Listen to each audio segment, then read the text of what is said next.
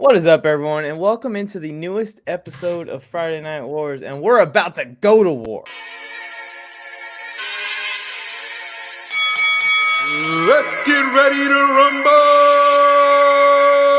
Step into the war zone! Step into the war zone! Step into the war zone! Step into the war zone! Step into the war zone! Step into the war zone! Friday Night War Zone! Friday Night War Zone! Hey yo, it's Phil Flames. I'm with Mike on the Mic and Joe Morley. About to bring you more heat. Welcome to the war zone. You can have a floor seat. Watch them on your iPhone. Watch them on your Galaxy. It's a sports debate show. Straight up out of SoCal. Gather around the laptop. Friday nights it goes down. And we on the radio. Coming to your locale. Got into the third round. Better bring the smoke now. Step into the war zone. Step into the war zone! Step into the war zone. Step into the war zone! Step into the war zone. Step into the war zone! Friday Night War Zone. Friday Night War Zone! Step into the war zone. Step into the war zone! Step into the war zone. Step into the war zone! Step into the war zone. Step into the war zone! Friday Night War Zone. Friday Night War Zone!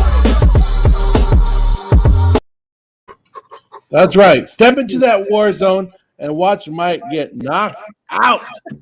Bam! Right here on Friday night. Friday Night Wars. I don't remember last time we did a Friday Night Wars, but we're back, and we should be back to weekly after this, right, Mike? Yeah, I think we missed last week. We had an episode the week before, and then we had the year episode a couple weeks before that. So, yeah, we're back to weekly now. I think that we're going to be going strong again here with this show. This was the original show that created the entire Warzone Sports Network. So, welcome in to another week of history. Not Friday. We're at Friday Night Wars back. I was going to say like Chili's baby back ribs, but I guess I'm not that good at it. Just being in this seat with you right here to my right or left, I don't know how the camera mirrors it. This set, everything around me, it just feels comfortable. I feel like I'm at home right now. Well, you can feel comfortable because in about 2 seconds, you're going to get that beat down because we're going to go to topic number one. We're talking about the Patriots today. We're talking about baseball awards, and we're talking about Seattle Seahawks and Russell Wilson. Yeah, we'll see. We'll see how this goes today. These are some interesting topics with some blurred lines, and we're about to get into it, but please help us out real quick. Like this video. If you're watching the replay, if you're watching us live, either way, it helps us out a ton. The live chat for live viewers is open, so you can vote in there, or you can vote down in the comment section who wins each round, or you can wait till the end and vote for who won the entire show. Remember, this is the only sports debate show, the hottest sports debate show on YouTube, where you decide the winner. So we need your votes in those comment sections and in that live chat. I appreciate everyone who tunes in every single week. Any last words, Joe, before we hit the button? I'll go first. The way to spell my name is Joe, so it's that simple. No. Type the, All right. Let's go to war. Are the Pats legit AFC contenders? While the Patriots are red hot right now, Joe, I've got some really bad news for all of the Patriots fan base, who are rightfully so starting to see flashbacks of way back when number 12 started his career. And the bad news is that you guys aren't going to the Super Bowl this year. And I don't think that the Patriots have a legitimate shot at going to the Super Bowl this year. The biggest thing being no rookie quarterback has ever made it to the Super Bowl. And there's a reason for that. That's because come playoff time, there's 10 times the amount of pressure to perform. And there's 10 times the amount of game planning put into the performances by your opponents. And every single team is going to bring their A game every single game. And yes, the Patriots will as well, but a rookie quarterback's A game is much different than, let's say, Josh Allen's A game if they see them in the playoffs. Mac Jones has been great this year, but there has been moments where I've been like, oh, he kind of missed that throw downfield, or oh, he probably shouldn't have pulled the trigger on that throw, or oh, he may have not wanted to take a sack there and just put them out of field goal range or in longer field goal range. We even saw it a couple times last night in a game where they absolutely dominated the Falcons. And another theory that I've had and I've held on to and has worked for me in the past is that 9.5 or 9 times out of 10 in the playoffs, the teams with the most proven, established, consistent talent are going to win. And I don't see the Patriots going against 4 teams, 4 games in a row, and 4 opponents with way more talent on offense, because the Patriots still do not have the weapons, I don't think, to keep up in the playoffs. But it's been a surprising year. The defense has been great. Maybe the defense can hold them in some of these games, but then on the same coin flip on the other side of the coin, defense no longer wins championships in the NFL. You would need a historic level defense to make a run all the way to the Super Bowl solely off of your defense, and the Patriots are great. They are not a historic level defense. They're trending up, and this is a huge step forward to getting back to the old Patriot way of consistently competing in the AFC Championship games year after year after year, but I'm not quite ready to stamp their ticket to the Super Bowl just quite yet because of all those reasons. Let's see how they do against the Bills in their upcoming matchups. They play the Bills twice still before the end of the year. Mike, can you tell me who the quarterback of the New England Patriots is? It's Mac Jones. Everybody passed on Mac Jones, the 5th quarterback to go in the first round. Went there. He's a championship caliber quarterback from Alabama. And everybody says quarterbacks from Alabama do absolutely nothing in the NFL. Rookie quarterbacks can't go win Super Bowls. Well, guess what? We've never seen a rookie quarterback and Bill Belichick together, ready to go. Bill Belichick went to Mac Jones and he put his arm around him and he said, "You want to go out there and you want to be one of the greats, son? Let's do it. Let's win it, rookie season, and let's take down the number 12. We'll take down all this shit here in New England and make people forget about one person, Tom Brady." Mac Jones, yes, he makes his mistakes, but they have the running game. They have Damian Harris went down. Here comes Stevenson. Here comes whoever the hell's running the ball this week for New England. They have Nelson Aguilar, Kendrick Bourne, Hunter Henry. They have a mixture of just random guys catching balls for Mac Jones. But one thing they do have is a great defense, a good defense. And you just saw them shut down the Atlanta Falcons 25-0, right? You just saw that, Mike. There's 7 wins. Did you expect New England to have 7 wins at this point in the season? Maybe all season long, but 7 wins right now. 7 wins before Thanksgiving. Bill Belichick knows exactly what he's doing. They took the year off last year. They said, hey, we're going to take a rest. We're going to rebuild, and we'll come back with the rookie quarterback, Mac Jones. And I hate to say it, the Patriots are a legit, and they're too legit to quit. Too legit to quit. AFC West or AFC contender. I was gonna say AFC West, but yeah, if they were in the AFC West, they'd be dominating that one too. Okay, ease up on the AFC West talk. That's a whole nother can of worms that we can open later on, maybe next week or something after the Chargers reclaim the first spot in the division. But yeah, I hear what you're saying, and this is what Bill Belichick's plan was as his rebuild goes. And I think the next step is to pick up a legit receiver or pick up some legit weapons on the offensive side of the ball, but they're just still not complete. I don't trust this offense in the playoffs to come out and put up 30 points if they need to. Now, can the defense hold 4 straight playoff teams or 3 straight playoff teams to less than 25 points, whatever they're going to need? That's tough, man. That's tough in the playoffs when you're going to see in those 4 straight games Lamar Jackson, or 3 straight games, Lamar Jackson, Patrick Mahomes, Josh Allen. I just don't see it happening, and they're closer. They're a lot closer, and Mac Jones definitely seems like he could be the answer to getting the Patriots back to where they were, and it's crazy how quick Bill Belichick turned it around. Bill Belichick's flexing his GM skills just as much as his coaching skills with the team that they've put out this year. Mike, if Buffalo loses this week, New England's in first place, right? They're sitting there, and they're going to be a top seed. If New England can get the number 1, number 2 seed, would you, with Mac Jones or not, would you want to be a team that has to go to Foxborough? No, you don't want to be a team that goes to Foxborough. But legit. Let's say they get the first seed. Let's say they get the first seed, and they did just beat the Chargers 2 weeks ago. Yes, and they got to see the Chargers in round 1. I'm already going to be questioning, and even I know I'm biased. Let's say they have to see the Bills in round 1. I'm already be questioning whether this defense can hold Josh Allen back enough in the playoffs when they throw it all at them. You're already questioning the Patriots over the like you're saying the Chargers would just automatically great and go beat the Patriots? No, I'm just saying that they would have to win a bunch of close games. They're not going to dominate like they used to. It used to not be a question whether or not the Patriots were going to the AFC Championship game. I would be heavily questioning that they get out of the first round. Can the And then Patriots the beat second the round. Chiefs? Can they beat them on Yeah. a really good day? Yeah. I think the Chiefs still put up 30 points. Can they beat the Ravens? I think the Ravens put up 25, 30 points. Like, the offense is going to have to show up, and I just don't believe in the offense. Can they to beat the show up. Steelers? The Steelers ain't making the playoffs, bro. Okay. Can they beat the Bengals. Chargers? They've already proven that, They right? can beat the Chargers, yeah. They Can can they beat beat the Bengals. Titans? That's tough. I would probably take the Well, Patriots. as of right now, I just listed every playoff team that would make, if the playoffs ended today, those are the teams that would be in there. I I'll just take the listed them. Bills.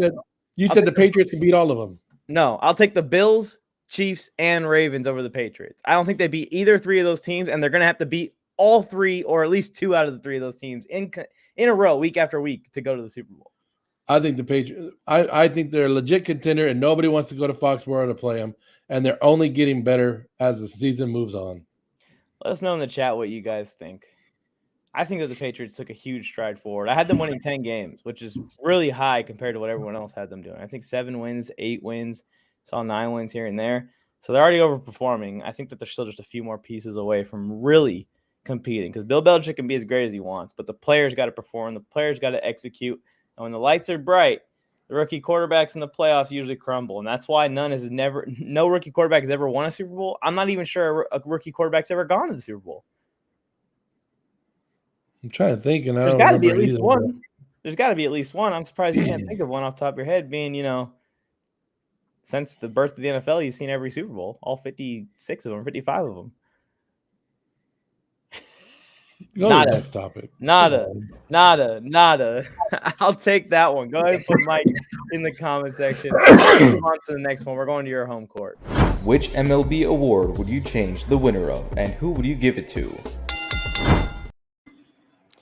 I'm going to start this one off, Mike, because all the awards have been given out, right? And I like this guy. Me and you were talking about him, and we were talking about who got the National League Cy Young Award, and it's from Milwaukee Brewers pitcher Corbin Burns.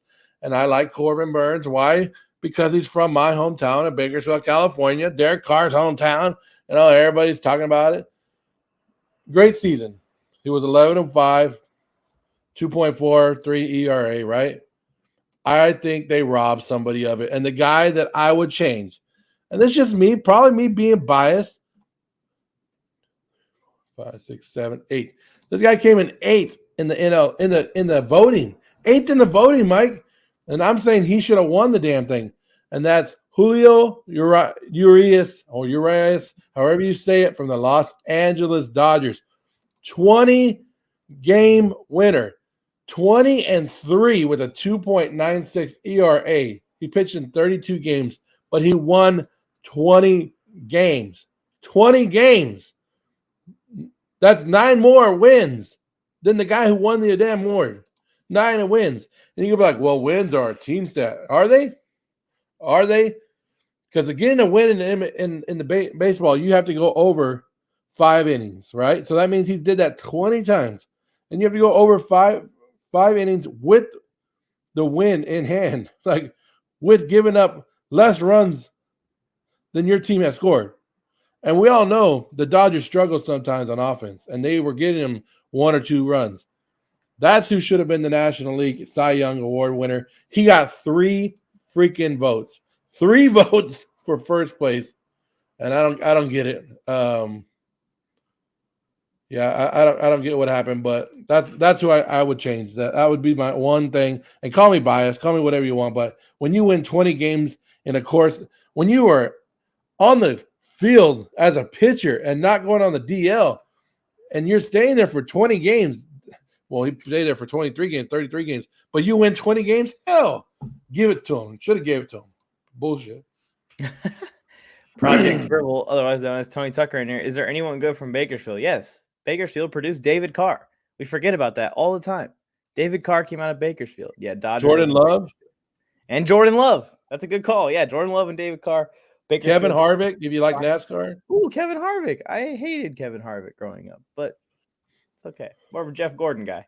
But anyways, my problem with this topic is I actually agreed with a lot of the awards this year. Usually awards in sports are often a popularity contest. We saw a little bit of that. We saw Bryce Harper and Ohtani both win the MVPs. I mean, both really popular players, obviously, in their own respects. And I cannot take that award from the myth, the legend himself, Shohei Ohtani. But I want to just give a shout out, and I want to say that Ohtani may earn his own award. He may create a brand new award for himself. So if you take Ohtani out, because he may win multiple MVPs in a row, like a Mike Trout kind of run. It's going to be insane what this kid can do as a pitcher and as a batter. So let's say he doesn't exist for a second. I would re-award the MVP of the American League to Vlad Guerrero Jr., one of the future and rising stars in the league. Now, I know he doesn't hold a candle to the pitching home run hitter, but what he did this year impressed me a ton. He hit over 310, which is already impressive as it is, and sent 48 balls over the fence. And while his bat was exploding on the offensive side, he had a position switch that he's been dealing with over the last couple of years because the dude couldn't really play outfield without having any wheels at all. So he moves over to first base. He's doing the splits. He's making crazy saves, digs in the dirt, and he looks like he's a natural at first base. It's looking like it was the right move defensively, and especially for the longevity of this kid's stardom and career in the MLB. It took a couple of years for him to start to dominate like we all expected him to, but nonetheless, I'm very glad that the day finally came that Vlad Guerrero Jr. can live up to that famous name, of course, that we all know from my childhood and your mid-seniorhood. Yeah, I like Vlad Guerrero Jr. I've been high on him, and I do like him. But yeah, you're not going to go against what Ohtani did. That's the just problem. Because, yeah, you don't see it anymore. Like, you got a hitter and a pitcher from one guy. Like, you don't see it. He's doing something we don't see, and that always catches your attention. Even though 100%, if Mike Trout's healthy, he wins it again. You know what I mean? So Ohtani. You think that it's just going to go back and forth with these two for a couple of years, and the Angels are still going to keep losing? Yeah, the Angels still wasting two great baseball talents being wasted in Los Angeles. Oh, man. I'm not super religious or anything. I try my best to just have faith that there's something after life. But did God send two superhuman baseball players to the Angels for them to ruin them? Hell no. Build a damn team around these guys and go win a World Series, please. And now Thor is going to the Angels, right? Yeah. Guard is going over there. Yeah. And they're still going to suck. They're still going to suck. Believe it, dude. It's like the Padres. I can't believe the roster they have and how they ended the season last year. It's insane. Well, you got to gel. You can't just buy teams. Oh, wait, the Dodgers do that, right? Yeah, I know. Exactly. And the Angels live right down the street. They even changed their name to Los Angeles, so that way they could start buying players, and they're still not buying players. They need to go back to the blue color. That's what it is. I need to go to Angel Stadium. It's been a long time since I've been. So the teenager. Nah, you're good. Stay in Dodger Stadium. You'll be all right. Anyways, those are our two changes. If you guys want to vote for me, JOE, type it on in. You see Project Dribble. I think I kind of broke the rules of this topic, so you guys go ahead and still vote for me anyways. Ohtani is a myth. Loch Ness, Bigfoot, and Ohtani. Exactly. So he shouldn't even be in the race for MVP. Like, let other people have a shot at it. I remember Tony Tucker went to go see Ohtani live, and he did a video on it, and it's one of the greatest videos I've ever seen. I've seen Ohtani live 3 times, and all 3 times he was playing for the Yokohama Bay Stars in Tokyo, Japan. It was pretty crazy, actually. Do we have a cricket siren sound that we could have played right there? Like, chirr, chirr, chirr. It's just pretty crazy to see his rise in America, because I know how big he was over there, but I was like, this happens, I think, a lot. You know who doesn't love Ohtani? I'll tell you one person that hates Ohtani. Stephen A. Smith. Screw Stephen A. Smith, bro. Screw Stephen A. Smith. Let's move on to the third and final topic. I've been waiting for this one all day. If the Hawks lose to the Cardinals, should Russ take a seat and demand a trade? Russ! I've been waiting for this all day, like I just said. While I know that he won't, because he loves the sport and he loves the fans of the Seahawks way too much, which is respectable. But Russ, I know you watch the show. A lot of famous people watch the show. I need you to listen to me for 1 second. If the Seahawks do not beat the Cardinals this weekend, and I predicted them to win, so I'm kind of going against my own argument here. If they do not beat the Arizona Cardinals this weekend in Seattle, it is time, for the first time in Russell Wilson's football life, to think of himself first. It is time to be selfish. The Seattle Seahawks will fall to 3-7, officially eliminated from playoff contention, in my opinion, with the season dwindling down about 4 games out of the 7th seed or 3 games out of the 7th seed. It's almost impossible to make the playoffs at that point for the Seattle Seahawks. When you look at this team's roster, you think that Russell might want to play for the future talent, get some chemistry with these guys, start building these guys up. The team has 0 future talent. The only promising talent they have is that wide receiver, DK Metcalf, and he's getting in a fight and getting ejected every single week, it seems like. And then when you go and look at their draft picks, they have 0 first-round draft picks coming up. So it's not even like they can acquire talent. It's not even like they have a reason to keep trying to win games or lose games to tank and get a higher pick, because they don't even have a damn pick. This O-line is terrible. So every time that Russell Wilson steps on the field, he's putting every single piece of his body and injuries at risk on every single snap. And there isn't anything to protect him as far as a run game, because Chris Carson can't stay on the field. It doesn't look like he's coming back anytime soon with a neck injury. There is no win for Russ to continue to play the rest of this year. It's all risk, no reward. With all of that being said, if the Seahawks lose and fall to 3-7 on Sunday, Russell Wilson needs to hold out and demand a trade. Russell Wilson doesn't need to do crap. He needs to stay his ass on the field and prove that he still has it, because people are questioning if Russell Wilson still has the talent to play in Seattle, and if Seattle should be the ones that dump him. He got hurt. He hurt a finger, and he couldn't throw the damn ball. They had to bring Geno Smith, and Geno Smith, didn't he win a game with them? So Russell Wilson, maybe you have to look to Geno Smith and be like, can this guy take my job? I'm just kidding. Geno Smith ain't taking his job. But I'm just saying, Russell Wilson, he doesn't know. I don't care if you go 3-7, 3-13, 3-14, whatever the hell it is.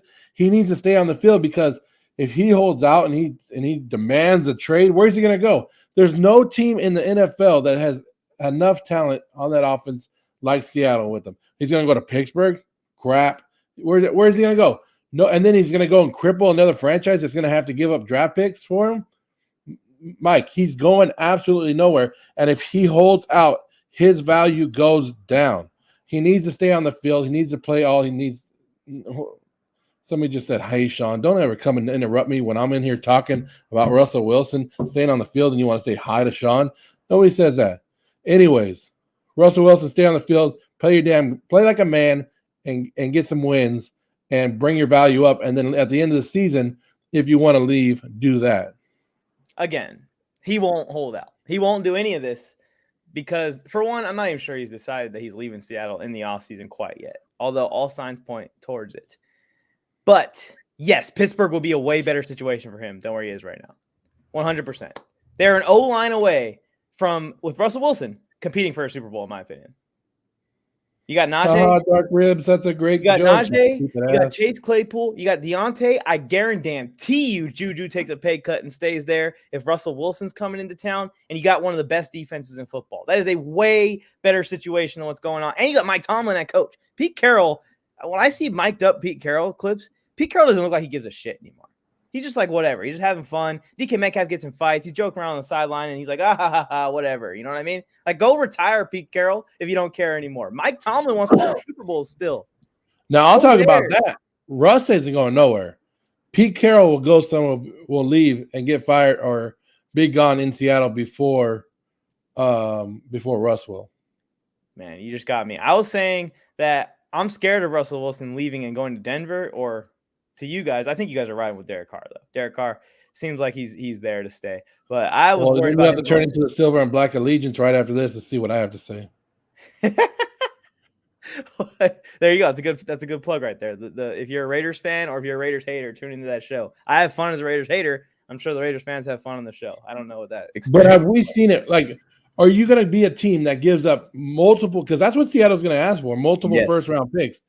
Are you going to be that team that does that for a 30-year-old quarterback on the decline, always hurt now? No, you're not going to. You don't want to give up that much for him.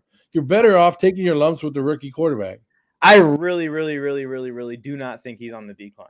I actually think he's going to have at least 3 or 4 more elite years, like top 5 play. He just needs to stay healthy, and the Seattle O-line is not going to help him stay healthy. And talking about Russ's value here in Tony's comment, Russ's value is not going to go down if he holds out. He's been this good for this long. He's going to be this good for more years to come. He's going to be this good until he's around 35, 36 years old. He still has plenty of time left. Pittsburgh is perfect. Pittsburgh is absolutely perfect. Everyone's talking about Aaron Rodgers going to Pittsburgh. Russell Wilson's perfect spot is Pittsburgh. And those fans in Pittsburgh would love that dude. I know they love him in Seattle. And why would they love him when they have Dwayne Haskins over there? Yeah, you just want Dwayne Haskins as an opportunity. Pittsburgh would be absolutely freaking perfect. They would be a force. They would compete with the Chiefs, Bills, everyone. They would probably be better than all of them with Russell Wilson on the team. And that's perfect for Seattle because, one, I'm sure Pittsburgh has the picks to trade. They haven't made any crazy big trades recently. But also, they send him out of the NFC. He goes to the AFC, so they don't got to worry about playing him very often. Bro, I wasn't even thinking about Pittsburgh. I was thinking about Denver. That's perfect. Thank you for bringing that up. I'll see him in this color helmet next year. That's what I want to see. I think you'll see how good Pittsburgh is without him this Sunday when they beat down the Chargers. Oh, good thing we're close to 30 minutes. Oh, man. Let us know what you guys think. Is Russell Wilson on his way out of Seattle? Honestly, the argument is if they lose, should they go ahead and rip off the Band-Aid and just Russell Wilson sit the rest of the year? I don't think he will. Just should they? So leave it. Well, I was the only one that answered it correctly. I said no. No. I said yes, he should. I agree, no. He should. I just don't think he will. I agree he should. I don't think he will. Hashtag fire Pete Carroll. He doesn't seem like that kind of guy. Because think about it. If he plays and gets hurt, that's going to hurt his value way more than anything right now. God forbid, but you already found a landing spot for Russell Wilson. Yes. What if Pete Carroll leaves? Where does he go? I don't care about Pete Carroll. He can retire. He's done.